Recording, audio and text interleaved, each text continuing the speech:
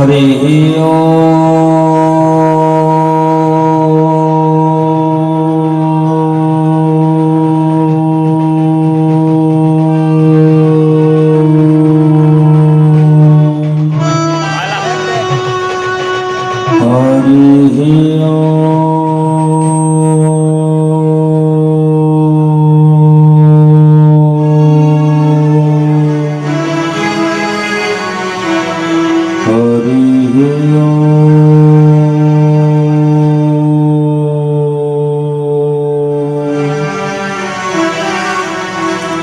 स्वस्ति श्री गणेशाय नमः। श्री सरस्वत्यै नमः। श्री सद्गुरु चरण कमलेभ्यो नमः। श्री नित्यानंदाय नमः। श्री करुणानंदाय नमः। श्री सांब सदाशिवाय नमः। श्री यज्ञनारायणाय नमः। श्री शिवपुराणाय नमः।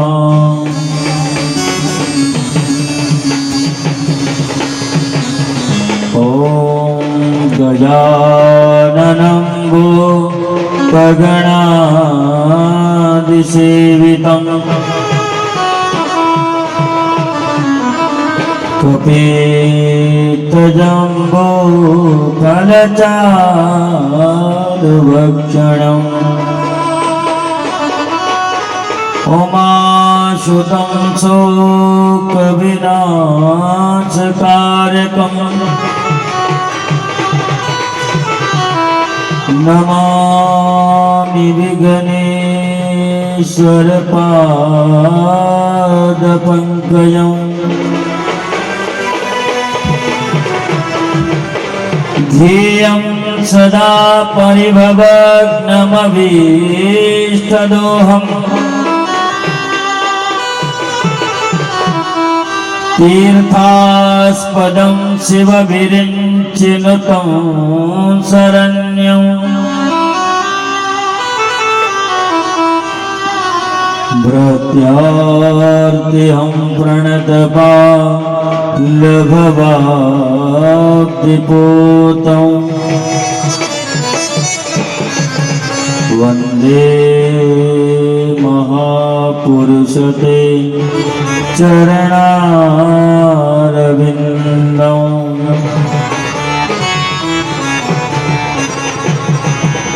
वंशे विभूषितकरान् नवनीरदावात्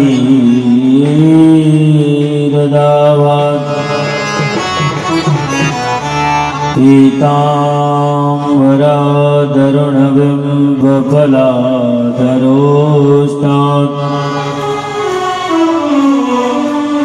पूर्णेन्दुसुन्दरमुखाद्दरवेन्दनेत्रात् कृष्णात् परं किमपि त्वमहं न जाने।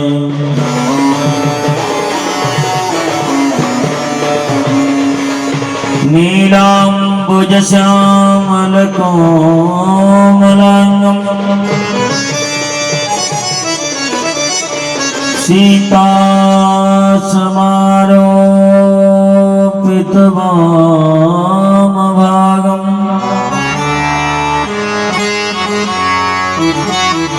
तारो महासायकचारुचापम् नमामि रामं रघुवंशनाथम्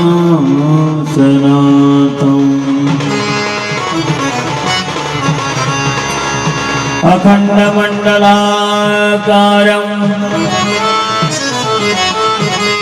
व्याप्तं येन चराचरम् तत्पदं दर्शितं येन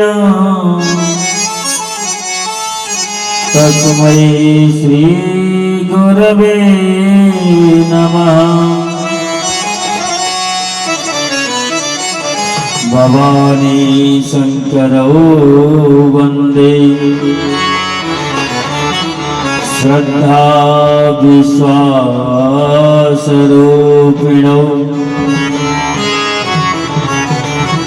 याभ्यां विना न पश्यन्ते सिद्धा स्वान्तस्तमीश्वरम् वन्दे बोधमयं नित्यं गुरुं शङ्कररूपिणं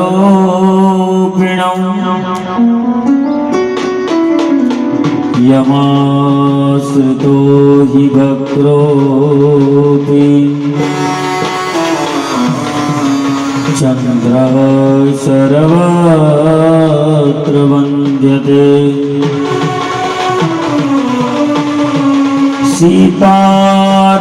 सीतारामगुणग्रामं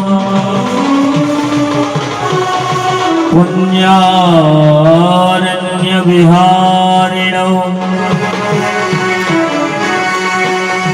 वन्दे विशुद्धविज्ञान कवीश्वर कपीश्वरो मनोजवं रथतुल्यवेगं जितेन्द्रियं बुद्धिमतां वरिष्ठं वातात्मजं वानरयूतमुख्यं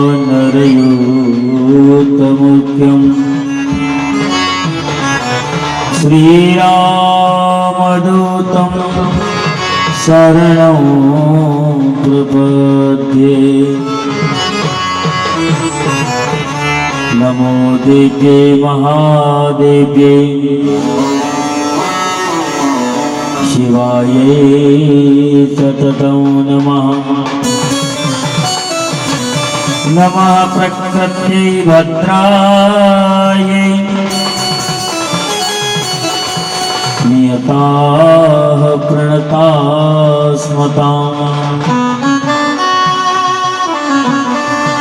नारायणं नमस्कृत्य नरं चैव नरोत्तमं देवीं सरस्वतीं व्यासं ततो जयमुदीरये।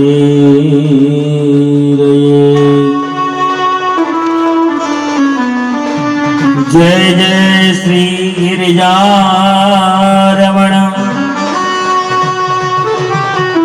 जय जय भूत किशोर जय भक्तन सर्वस्व प्रभु जय गणपति चित्तचोर। श्री राधे मेरी मात है और पिता मेरे घनश्याम, इन दोनों के चरणों में मेरा बारंबार प्रणाम।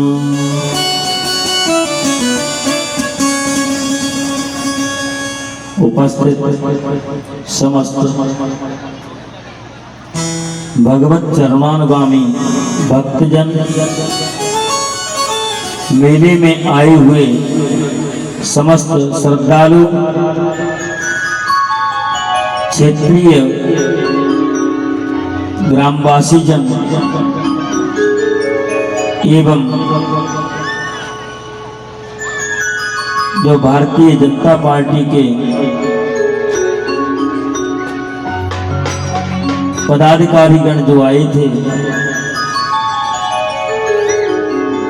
एवं संतजन, विद्वज्जन, परम पूज्य सद्गुरुदेव भगवान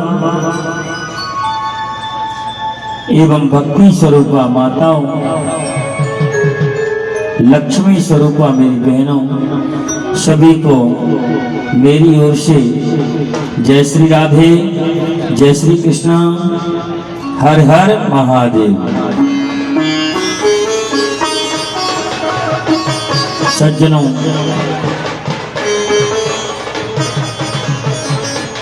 इस 7 दिवसीय श्री शिव महापुराण का आज 7वां दिवस है। नवचंडी सतचंडी महायज्ञ भी चल रहा है। आज 7वां दिवस हमारे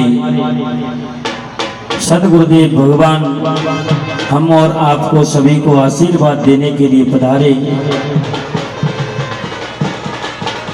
मैं उनके चरणों में बार बार प्रणाम करता हूँ, क्योंकि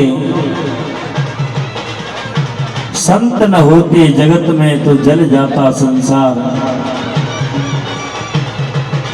हम और आप इस महामहोत्सव में समवेत रूप से जो एकीभूत हुए हैं, ये भी एक संत की ही कृपा है।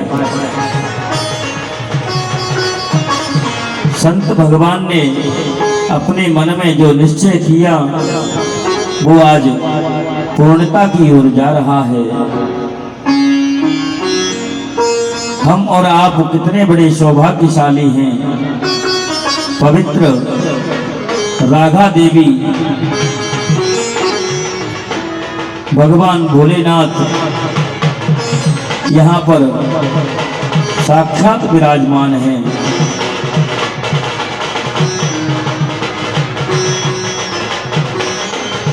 श्री शिव महापुराण साक्षात भोलेनाथ का स्वरूप है।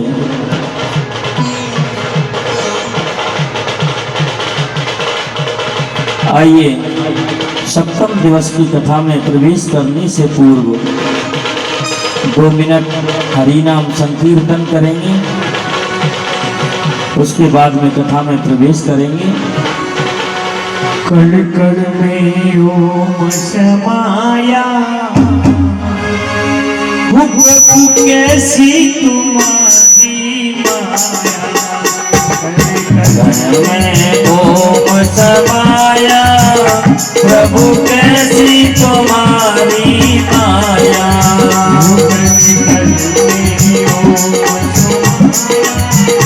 प्रभु कैसी तुम्हारी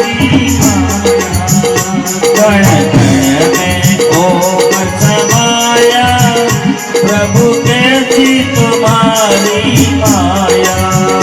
प्रभु कैसी तुम्हारी माया। प्रभु कैसी तुम्हारी माया।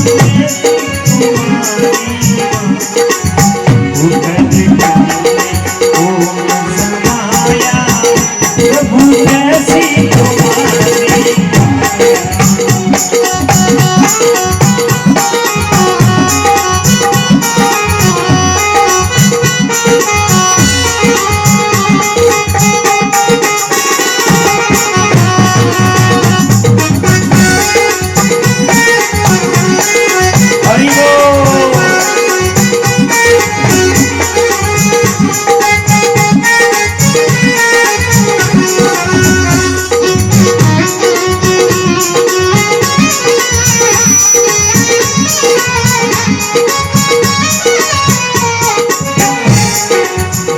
कभी गणपति में ओम, कभी गौरा में ओम।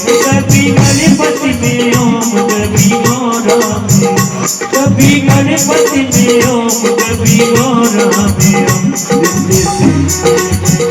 रिद्धि सिद्धि ओम समाया प्रभु कैसी तुम्हारी माया कल कल में ओम समाया प्रभु कैसी तुम्हारी माया।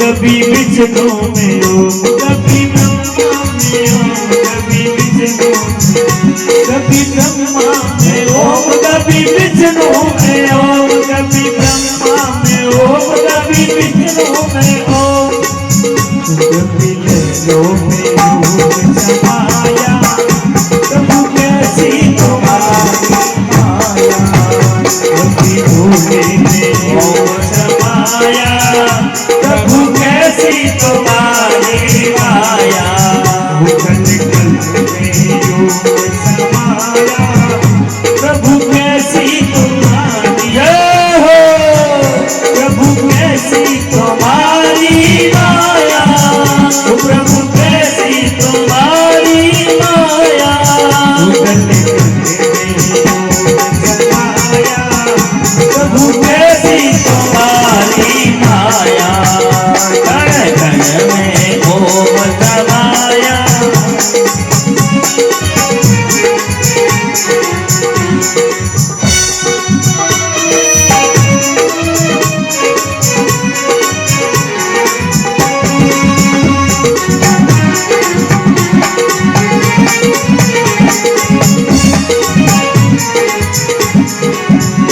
कभी गीता में ओम कभी भागवत में ओम कभी गीता में ओम कभी भागवत में ओम कभी गीतों में ओम समाया प्रभु कैसी तुम्हारी माया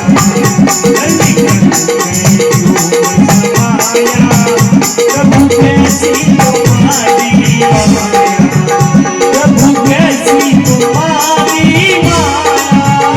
प्रभु कैसी तुम्हारी माया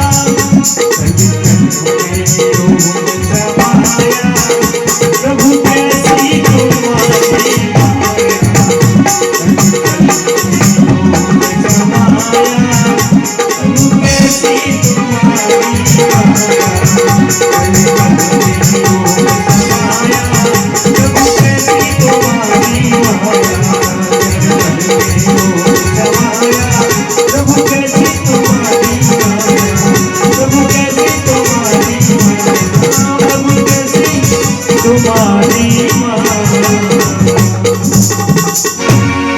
शंकर भगवान की भक्तवत्सल भगवान की संत भगवान की जय जय श्री राधे पार्वती पते हर हर महादेव शंभो।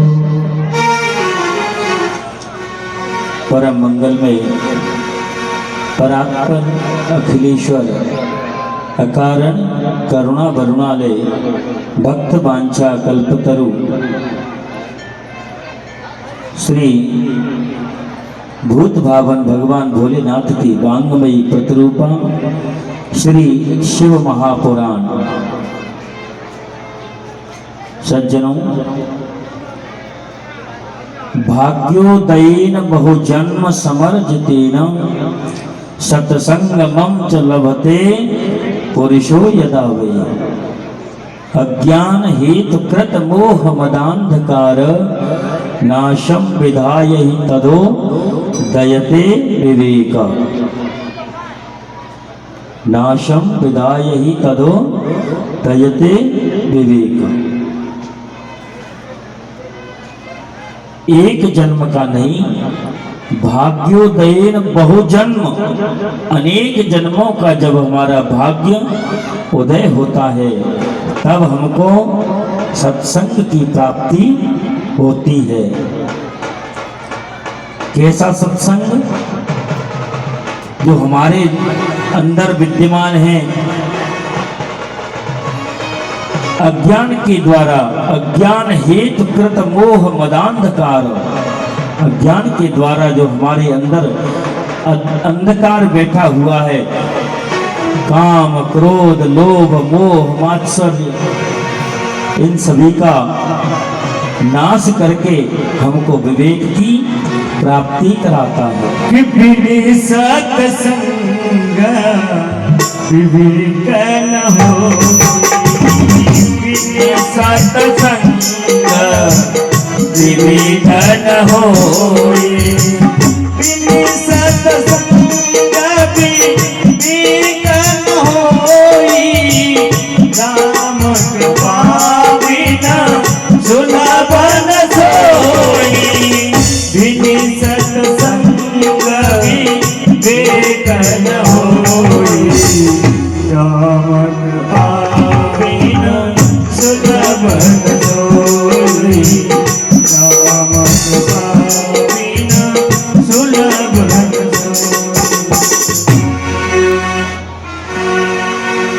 बोलिए शंकर भगवान की जय हो, राधा देवी की जय वृंदावन बिहारी लाल की जय हो, जय जय श्री राधे श्याम भक्ति भक्त भगवंत गुरु चतुर नाम वपु एक, इनके पग वंदन किए नाशत विघ्नानेकम्।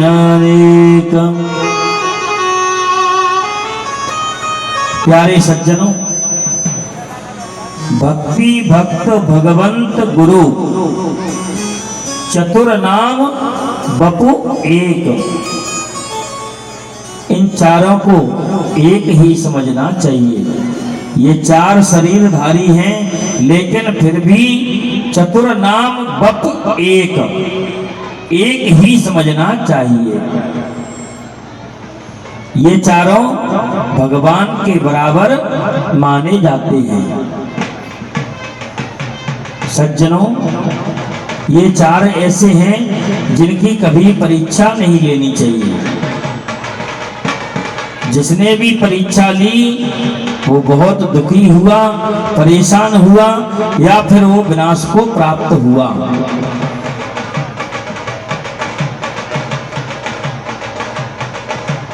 भक्त, भक्ति भक्त भगवंत और गुरु,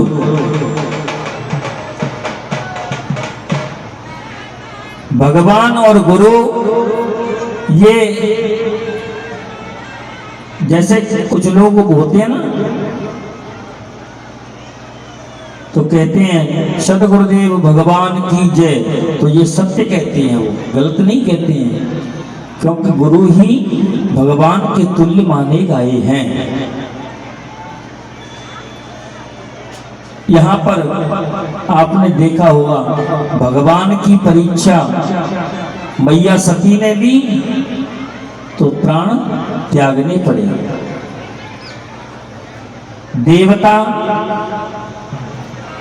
देवताओं की परीक्षा किसने ली पता है? सूर्य भगवान। देवता की परीक्षा कुंती मैया ने ली तो उसका परिणाम क्या हुआ? क्या परिणाम हुआ? कुंवारी अवस्था में पुत्र को जन्म देना पड़ा और जीवन पर्यंत उस पुत्र से कभी आंख नहीं मिला सकी और ना ही उससे पुत्र कह सकी। एक बार जब द्यूत क्रीड़ा हो रही थी ना, तो वहां पर भीमसेन जी ने सूत पुत्र कहकर के पुकारा कर्ण को, तो मैया सब सुन रही थी, उसके नेत्रों से झरझर आंसू बह रहे थे, लेकिन भीम को रोक नहीं पाई कि ये सूत पुत्र नहीं है, ये तुम्हारा ज्येष्ठ पांडु पुत्र है। क्यों? कि अपराध किया था, देवता की परीक्षा ली। भक्त है महात्मा, भक्ति है देवता, और भगवान और गुरु। इसलिए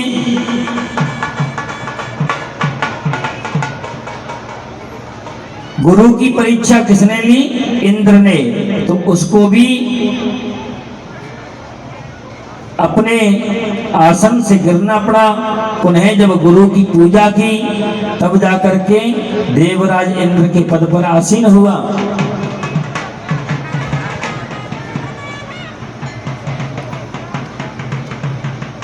इसलिए इन चार लोगों की कभी परीक्षा नहीं लेनी चाहिए।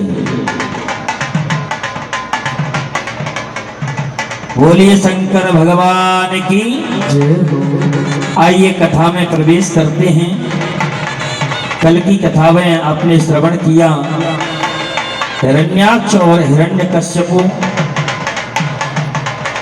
दोनों का मेरे प्रभु ने दो अवतार लिए और दोनों अवतार लेकर के दोनों का उद्धार किया।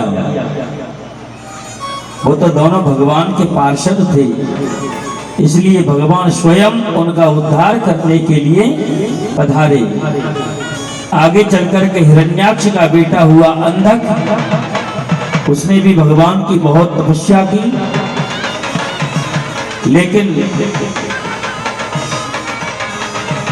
तपस्या करके वरदान प्राप्त करके उसका दुरुपयोग किया।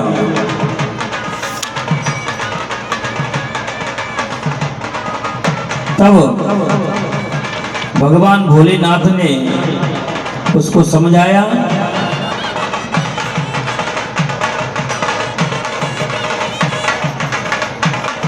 जब शंखचूड़ का और भगवान का युद्ध हो रहा था उस समय पर, आपको कल कथा श्रवण कराई थी ना, शंखचूड़ का और भगवान का जब युद्ध हो रहा था उस समय शुक्राचार्य जी उनको मृत संजीवनी विद्या के द्वारा जीवित कर रहे थे। जो दैत्य मारे जाते उनको जीवित कर देते।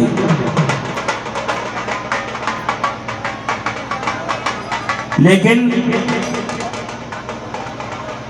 मेरे भगवान भोलेनाथ ने और शुक्राचार्य जी को ही निगल लिया।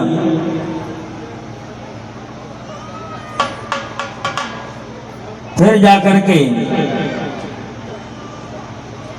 बड़ी मुश्किल से शुक्राचार्य जी को भगवान ने छोड़ दिया और शुक्राचार्य जी से कहा कि आप तो भगवान का भजन करो, अर्थात मेरा भजन करो। शंकर जी ने उनको अपना महामृत्युंजय मंत्र दिया, मृत संजीवनी विद्या दी और कहा कि इसका प्रयोग जगत कल्याण के लिए करो। और स्वयं भूत भावन भगवान भोलेनाथ ने शुक्राचार्य जी को आशीर्वाद दिया। सनत कुमार कहने लगे, हे व्यास जी, एक समय भार्गव शुक्राचार्य ने वाराणसी में जाकर के विश्वनाथ का ध्यान करके तपस्या की। वहां पर शुक्र के नाम से ही शुक्रेश्वर लिंग की स्थापना की। वहीं पर एक कूप खुदवाया और भगवान की अनेक प्रकार से पूजा करने लगे। पूजा जब करने लगे तो भगवान भोलेनाथ पुनः प्रकट होकर के और कहने लगे, मैं तुम्हारे तप से प्रसन्न हूं, बोलो क्या चाहते हो। शुक्र ने कहा, हे प्रभु,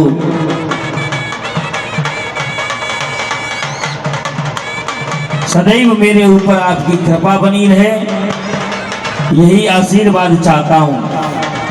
आगे चल करके प्रहलाद के वंश में प्रहलाद के पुत्र हुए विरोचन, विरोचन के पुत्र हुए बलि, और बलि के पुत्र हुए बाणासुर। बलि की कथा आपने भागवत में सुनी होगी ना। भगवान ने 3 पग भूमि मांगी। कभी कभी लोग ब्राह्मणों का उपहास उड़ाते हैं। भगवान वामन भगवान ने यही समझाया कि ब्राह्मण को कभी छोटा मत समझो। मैंने वामन समझ करके संकल्प कर दिया तो अपने ऊपर बहुत बड़ी विपत्ति पैदा कर ली। हालांकि बलि का तो उद्धार हो गया, लेकिन आप लोगों का उद्धार नहीं हो पाएगा। बलि ने छोटा समझ करके भगवान से कहा, महाराज मांगो, क्या मांगना चाहते हैं?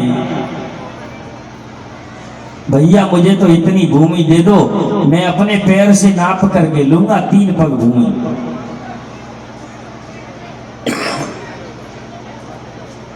तीन पग भूमि अपने पैर से नाप करके लूंगा।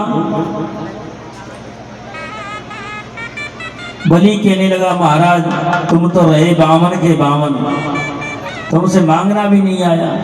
अरे महाराज 10-20 बीघा जमीन तो मांगते। नहीं महाराज, मुझे तो इतनी जमीन दे दो कि मेरा आसन बिछ जाए। ठीक है महाराज ले लो। बोले ऐसे नहीं लेते हैं, आप कह रहे हो कि नाप लो, मैं नहीं नापूंगा, पहले संकल्प करो। तो वहां पर भी शुक्राचार्य जी बीच में आए। जैसे ही संकल्प की बात सुनी तो शुक्राचार्य जी ने मन में भाप लिया, कोई देवताओं का कार्य करने के लिए कोई देवता ही आया है। तो जैसे ही ध्यान लगा करके देखा कि ये तो साक्षात विष्णु है, तो उन्होंने शुक्राचार्य जी ने अचक जाकर के बगल में बलि से कहा, ये कोई और नहीं, ये तो विष्णु है, ये तेरा सब कुछ छल कर लेगा। बोले महाराज एक बात बताओ, जो त्रिलोकपति सारी त्रिलोकी को देता है, आज वो मेरे द्वार पर याचक बन करके आया है, क्या मैं उसको वापस कर दूं? बोले शंकर भगवान की जय हो। फिर भी जैसे ही राजा बलि ने और कमंडलू से जल डालने को हुए तो शुक्राचार्य जी को एकदम झटका लगा। बोले मेरा तो चेला आज लुट गया। तो उन्होंने अपनी एक आंख लेकर के कमंडलू के, और जो कमंडलू में जो जल डालने वाली जो टोटी होती है ना, उसमें अपनी एक आंख लगा दी। बोले इससे कम से कम जल तो नहीं निकलेगा, जल नहीं निकलेगा तो संकल्प नहीं होगा। तो मेरे प्रभु ने कहा, जो दान पुण्य करने वाले व्यक्ति को रोकता है उसका मैं हाल शुक्राचार्य जैसा कर देता हूं। मेरे प्रभु ने तुरंत अपने आसन में से एक कुसा निकाली और उधर कमंडलू के डोटी में कुसा को जैसे ही डाला तो उधर में जैसे ही शुक्राचार्य जी की आंख पर कुसा लगी तो उनका तो एक बाजार बंद हो गया। बोलो शंकर भगवान की जय हो। शुक्राचार्य जी उसमें से निकल करके भागे, भैया भाड़ में जाए तेरो दान, मैंने तो अपनो एक बाजार बंद करवा लियो, मेरी तो एक आंख फूट गई। तो इसलिए हे प्रभु प्रेमियों, कभी कोई व्यक्ति अगर दान पुण्य की बात करता हो, सत्संग कथा कराने की बात करता हो, तो उसको रोकना नहीं चाहिए और उसका मनोबल बढ़ाना चाहिए। भैया आप करो, हमारे लायक कोई सेवा होगी तो हम भी करेंगे।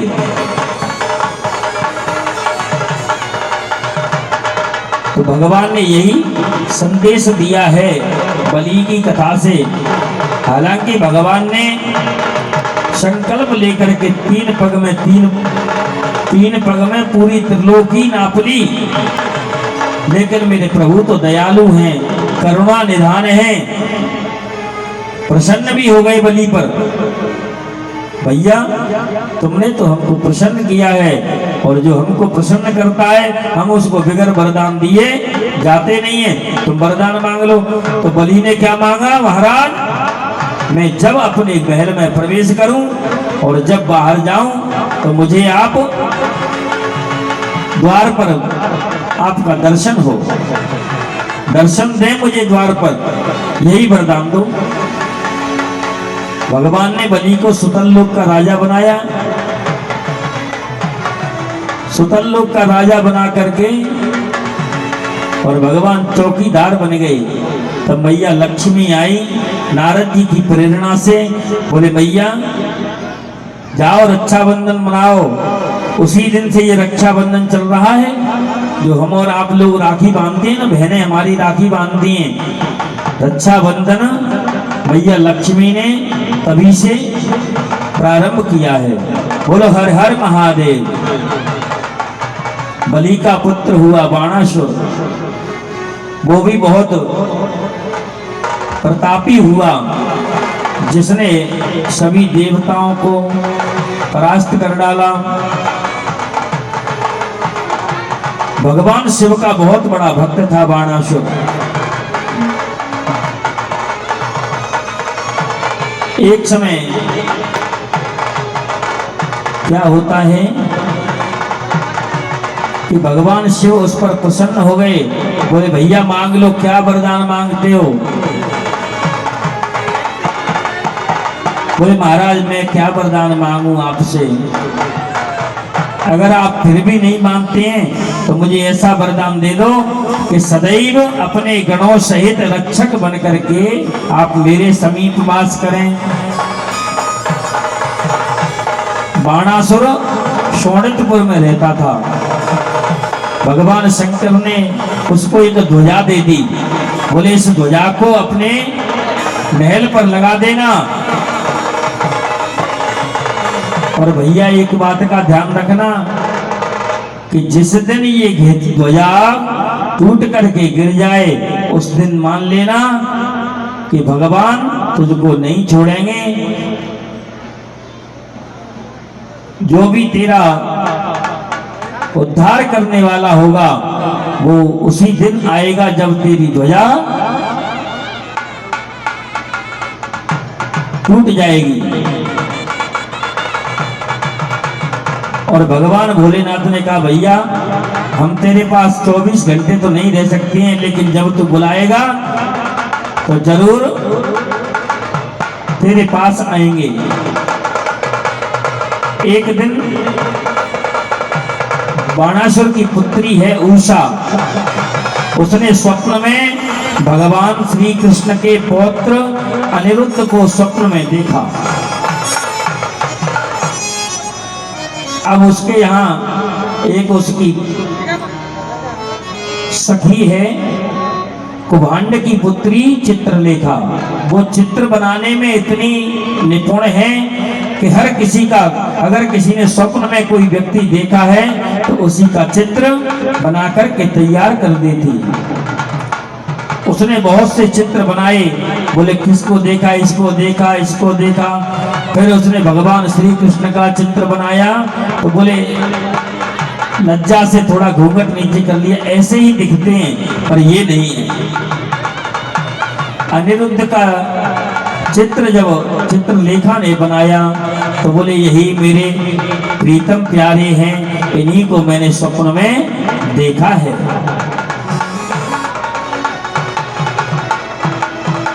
इस प्रकार से जब उसने कहा तो जो चित्रलेखा थी वो माया जानती थी, तो माया से रात्रि में गई द्वारका में और भगवान श्री कृष्ण के पौत्र अनिरुद्ध को सोते हुए लाकर के शोणितपुर में उषा के कक्ष में सुला दिया। बोलो शंकर भगवान की जय हो। इधर में जो बाणासुर की पुत्री थी उषा अनिरुद्ध के साथ में विहार करने लगी। एक दिन किसी बात पर दोनों को हंसी आ गई तो द्वारपालों ने देखा कन्या के कक्ष में किसी पुरुष की हंसी उन्होंने जाकर के तुरंत बाणासुर को बताया, महाराज कन्या कुलदूषण, आपकी कन्या के कुछ भाव ठीक नहीं लगते हमें। आपकी कन्या तो कुलदूषक है, कन्या कुलदूषण। तुरंत बाणासुर उसी समय आया, उषा के कक्ष में देखा तो अनिरुद्ध को देख करके क्रोध के मारे लाल पीला हो गया। कौन हो तुम, कहां से आए? अपने पहरेदारों से कहा इसको ले जाकर के कारागार में डाल दो। अनिरुद्ध को कारागार में डाल दिया। अब नारद जी महाराज ऐसे हैं जो सबकी हालचाल खबर सूरत एक दूसरे से लेकर के एक दूसरे में देते रहते हैं। नारद जी जाते हैं भगवान श्री कृष्ण के पास द्वारकापुरी। भगवान ने खूब स्वागत सत्कार किया, आओ देवर्षि कैसे हो? महाराज सब आपकी कृपा से अच्छा चल रहा है। अच्छा महाराज, परिवार सुखी है? सब परिवार वाले परिवार में ही हैं। हाँ महाराज, 2-4 दिन से शायद हमको कुछ ऐसा महसूस होता है कि अनिरुद्ध नहीं दिखाई देता है, कहाँ चला गया है? अरे महाराज कैसी बात कर रहे हो? आप कह रहे हो पूरा परिवार सुखी है, लेकिन आपको पता है आपके पौत्र को बाणासुर ने बंदी बना करके जेल खाने में डाल दिया है। बोलो शंकर भगवान की जय हो। भगवान ने कहा बाणासुर ने, उसकी ये हिम्मत। तो भगवान ने तुरंत सेना को आदेश दिया और तैयार करके शोणितपुर को चले। वहां जाकर के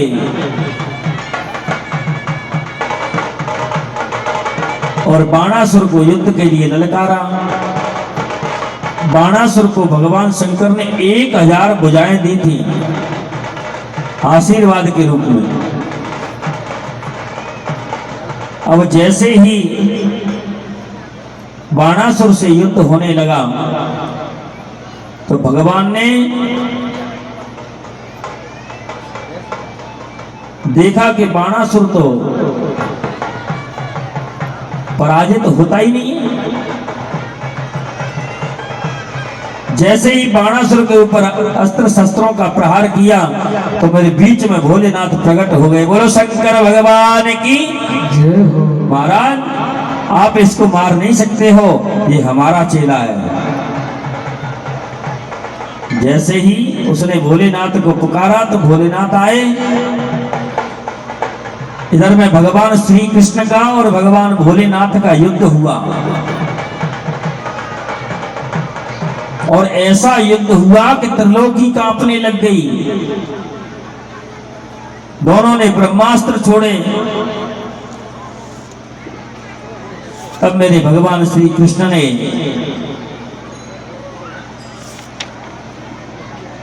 ज्वर मूढ़ास्त्र के द्वारा भगवान भोलेनाथ को मूर्छा में डाल दिया।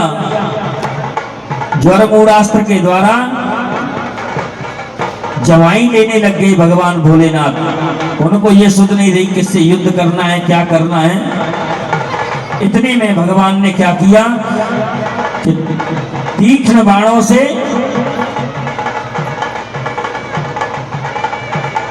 और जाकर के बाणासुर की भुजाओं को काटने लगे। जब 4 भुजाएं रह गईं तो बाणासुर अपने नगर में छुप गया। इतने में उसकी मां कोटना देवी नग्न अवस्था में आई तो भगवान ने उसको देख करके मुंह फेर लिया। तुरंत बाणासुर नगर में से अपनी कन्या को लेकर के आया और भगवान के सामने हाथ जोड़ करके कहा, महाराज मेरे अपराध को क्षमा करो। बोले बाणासुर तुझको हम मृत्यु तो वैसे भी नहीं दे सकते। क्यों? भैया तुम हमारे परम भक्त प्रहलाद के वंश में जो आए हो, हमने प्रहलाद को वचन दिया कि तुम्हारे वंश में जितने भी राजा होंगे हम किसी को अपने हाथ से प्राण दंड नहीं देंगे, मारेंगे नहीं, इसलिए हम तुमको मार नहीं सकते हैं। इधर में भगवान के पौत्र के साथ में बाणासुर की पुत्री का विवाह हुआ।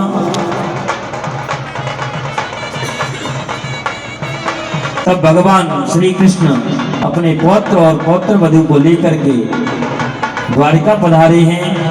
बाणासुर को आशीर्वाद देकर के भगवान शंकर अपने धाम को चले गए। बोलो शंकर भगवान की जय हो। आगे चल करके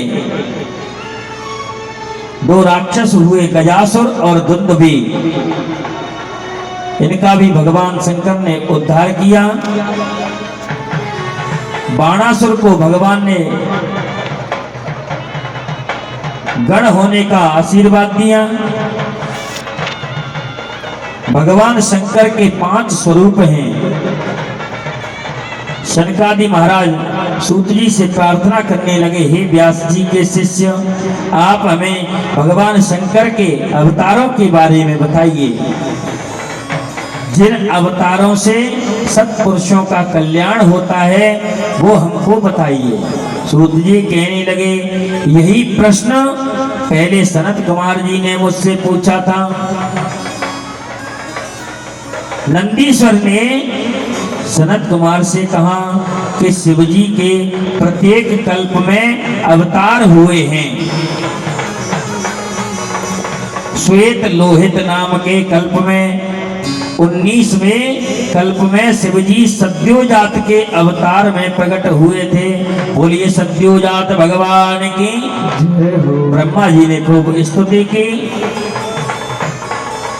20वें कल्प में ब्रह्मा जी के ने जो है पुत्र की कामना की। तब यहाँ एक कुमार उत्पन्न हुआ। जब ध्यान करके देखा तो उसको वामदेव शिव जान करके प्रणाम किया। बोलो वामदेव भगवान की। वामदेव के 4 पुत्र हुए, विरज, विवाह, त्रिशैक और विश्वभावन। इन वामदेव जी ने भी ब्रह्मा जी को ज्ञान दिया। 21वें कल्प में ब्रह्मा जी ने पीत वस्त्र धारण करके पुत्र कामना की। तब महातेजस्वी दीर्घ भुजा वाला तत्पुरुषावतार नाम का एक कुमार प्रकट हुआ। बोलिए तत्पुरुष भगवान की जय हो। शिव नाम वाले काले वस्त्र और पगिया धारे, काला यज्ञोपवीत पहने, काला मुकुट धारण किए, काले गंध से अनुलेपन किए, एक पिंगल वर्ण देव देवेश को देख करके ब्रह्मा जी प्रणाम करने लगे। इस तरह भगवान शिव का अघोरा अवतार हुआ। बोलिए अघोर भगवान की जय हो। ब्रह्मा के कल्प में ब्रह्मा जी पुत्र आकांक्षा से शिव जी का ध्यान करने लगे। तब भगवान ईशान शुद्ध स्फटिक मणि के संपूर्ण आभूषणों से अलंकृत और वहां पर प्रकट हुए। बोलो शंकर भगवान की जय हो। ब्रह्मा जी ने उनको शिव समझ करके प्रणाम किया। उन प्रभु ने ब्रह्मा जी को शतमार्ग की आज्ञा दे करके अपनी शक्ति से 4 अवतार उत्पन्न किए। कौन कौन से? जटी मतलब जटाधारी, मुंडी मुंडित केस वाला, शिखंडी शिखाधारी, अर्धमुंडी। इस प्रकार से ईशान अवतार हुआ। बोलिए ईशान भगवान की जय हो। नंदीश्वर कहने लगे, हे सनत कुमार जी, इस प्रकार सत्यादि शिव के अवतारों को हितकारी लोकोपकार के हेतु वर्णन किया। ये 5 अवतार ऐसे हैं, ईशान, तत्पुरुष, अघोर, वामदेव और सद्योजात। ये भगवान शिव के अवतार कहे जाते हैं। नंदीश्वर कहने लगे, हे मुनि, आप अब भगवान शंकर की 8 मूर्तियां, जिनमें संसार उसी प्रकार व्याप्त है जैसे मणियों का समुदाय सूत्र में गुथा हुआ है। तब यहाँ पर 8 मूर्तियां बताई भगवान भोलेनाथ की। नंबर 1 पर आती है शरभ, 2 नंबर भव, 3 नंबर पर रुद्र, 4 पर उग्र, 5 भीम, 6 नंबर पर पशुपति, 7 नंबर पर ईशान और 8 नंबर पर महादेव। ये 8 भगवान शिव की मूर्तियां हैं। बोलो शंकर भगवान की जय हो। जब ब्रह्मा जी की रचाई हुई सृष्टि वृद्धि को प्राप्त नहीं हुई तो वे चिंता करने लगे। उसी समय आकाशवाणी हुई, हे ब्रह्मा जी, मैथुनी सृष्टि उत्पन्न करो, क्योंकि पहले स्त्रियों का कुल शिवजी से प्रकट नहीं हुआ था। इसी प्रकार ब्रह्मा जी मैथुनी सृष्टि करने में समर्थ नहीं हुए। बिना शिवजी के प्रभाव के प्रजाबद्धि नहीं होगी। ऐसा विचार करके ब्रह्मा जी शिवजी को प्रसन्न करने के लिए कठिन तप करने लगे। अधिक समय तक जब तप किया तो भगवान भूत भावन प्रसन्न हो गए। किस प्रकार से? आधे शरीर में पुरुष और आधे में नारी, ऐसा रूप लेकर के भगवान भोलेनाथ पधारे। बोलो अर्धनारीश्वर भगवान की जय हो। ब्रह्मा जी ने उनकी स्तुति की, आशीर्वाद दिया।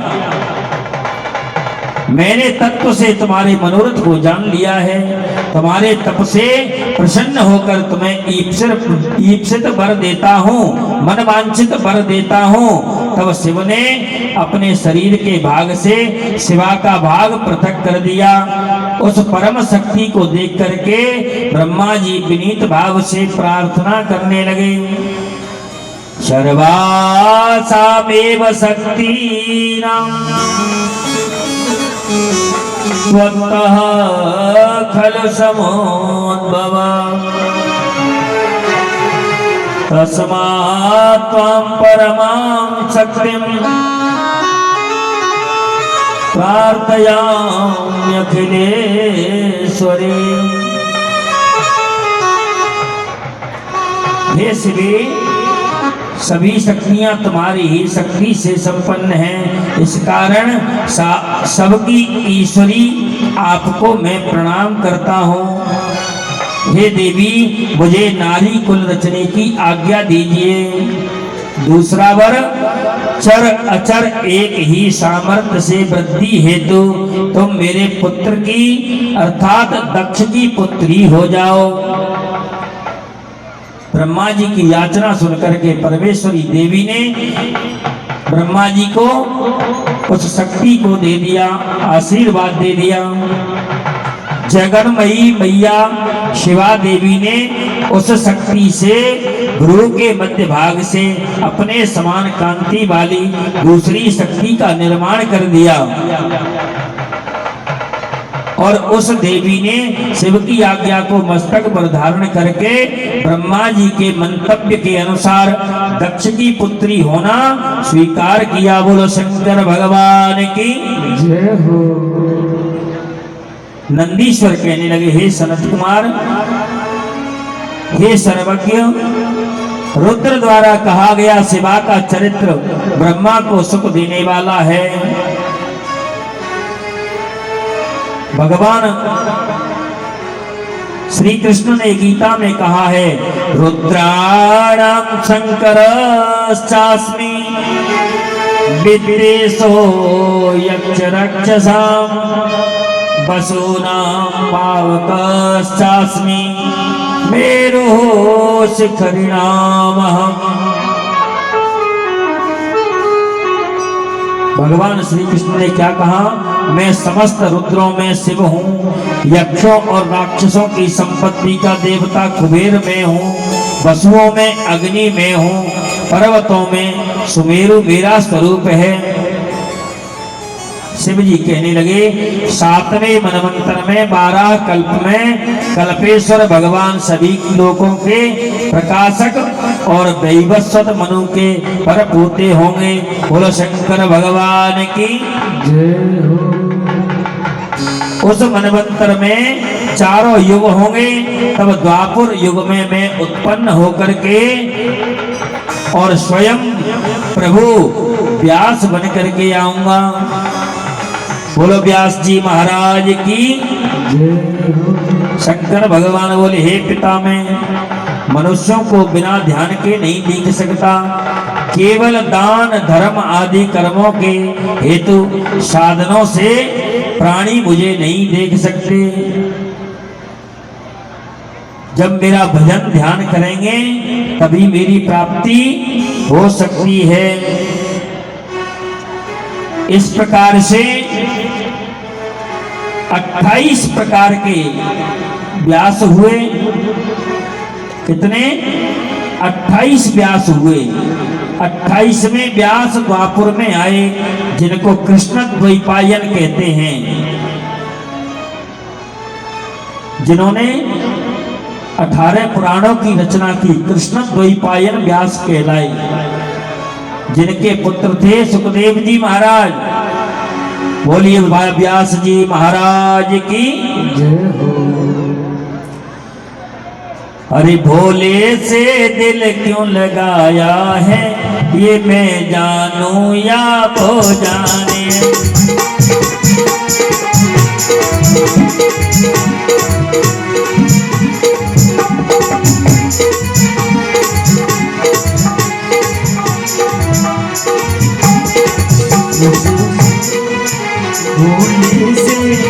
भोले से मन को लगाया है, मैं जानूं या वो जाने।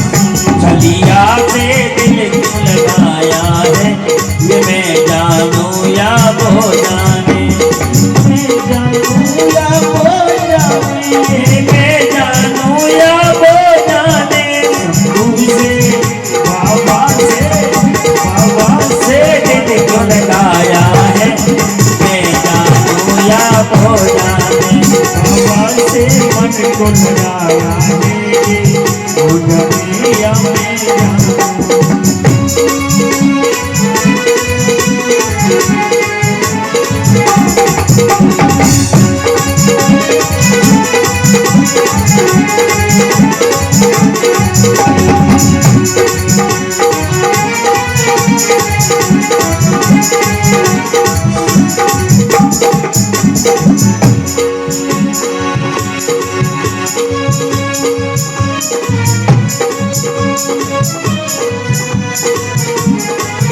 हर बात निराली है उसकी, हर बात में है एक टेढ़ापन।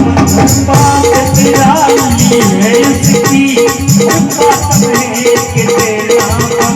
हर बात निराली है उसकी, हर बात में है एक टेढ़ापन।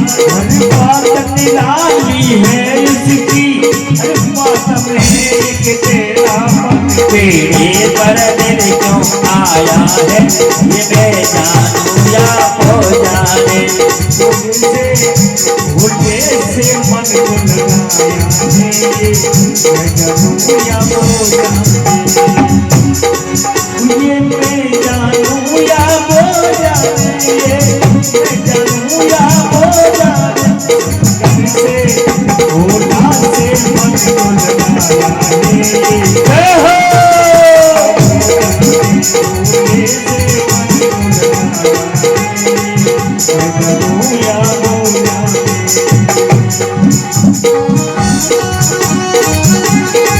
हरि बोल।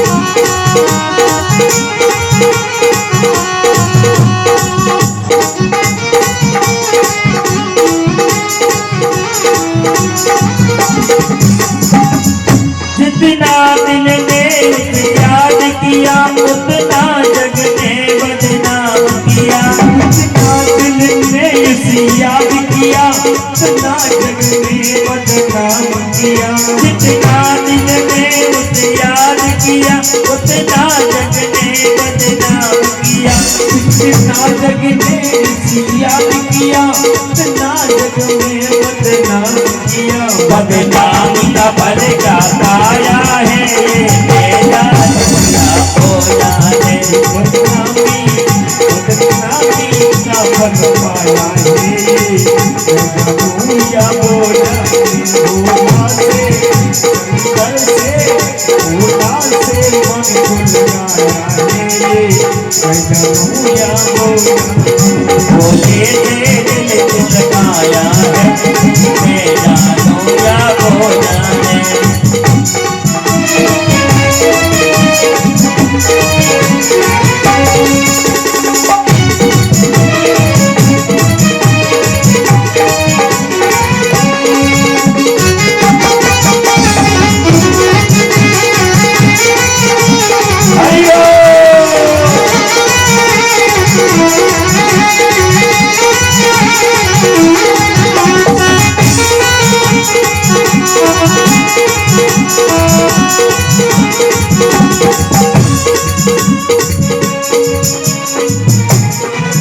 तेरे प्यार ने दिल दीवाना किया, मुझे इस जग में बेगाना किया। तेरे प्यार ने दिल दीवाना किया, मुझे इस जग में बेगाना किया। तेरे प्यार ने दिल दीवाना किया, मुझे इस जग से बेगाना किया। तेरे प्यार ने दिल दीवाना किया, इस जग में बदनाम किया। मैंने क्या खोया क्या पाया है, ये मेरा दुनिया हो जाने।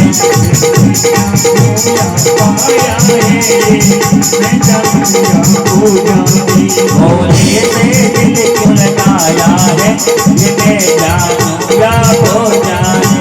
ये मैं जानू या हो जाने, ये मैं जानू या हो जाने। संगन से, भोला से, मन से मन को लगाया है, मैं जानू या हो जाने।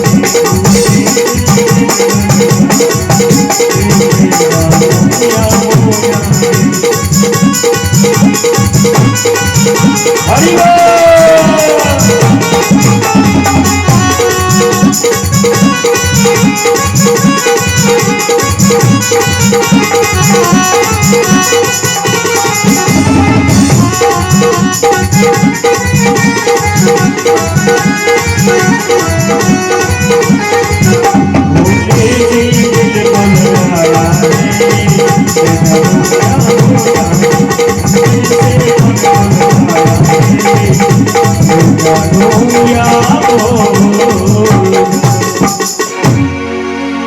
बोलिए शंकर भगवान की।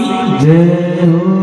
एक समय नंदीश्वर कहने लगे, हे सनत कुमार जी, एक बार शिलाद मुनि ने पितरों के उद्धार हेतु पुत्र की कामना की और बहुत समय तक तप किया। तप से प्रसन्न होकर के इंद्रदेव प्रकट हुए। बोलो महाराज, क्या चाहते हो? ब्रह्मद्रोही वरदान मांगो।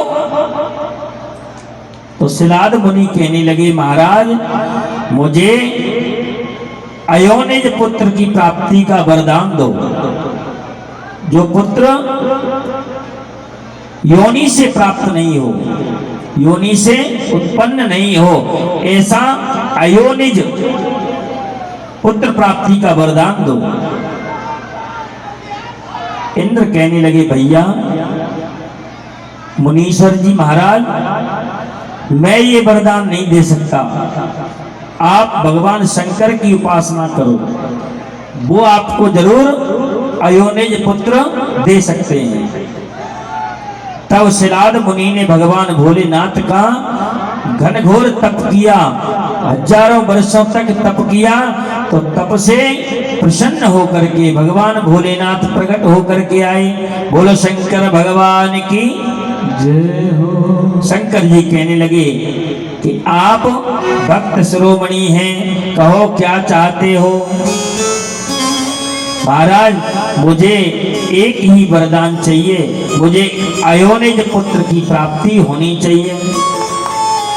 तो शंकर भगवान कहने लगे, हे तपोधन, पहले ब्रह्मा और देवताओं ने भी अवतार के निमित्त मेरी प्रार्थना की। अब मैं तुम्हारे यहाँ नंदी नामक अयोनिज पुत्र रूप में प्रकट होऊंगा। बोलिए नंदीश्वर महाराज की जय हो। ऐसा वरदान देकर के भगवान शंकर अपने कैलाश को प्रस्थान कर गए।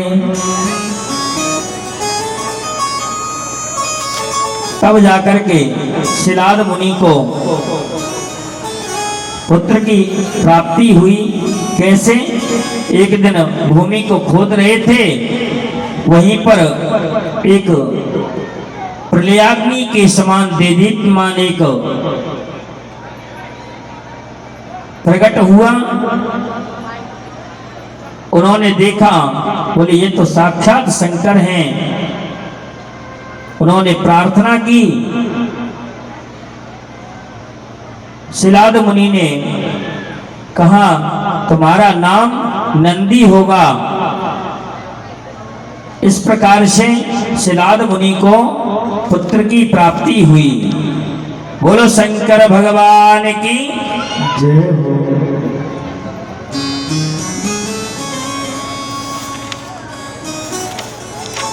ओम नमः शिवाय, हरि ओम नमः शिवाय, ओम नमः शिवाय, ओम नमः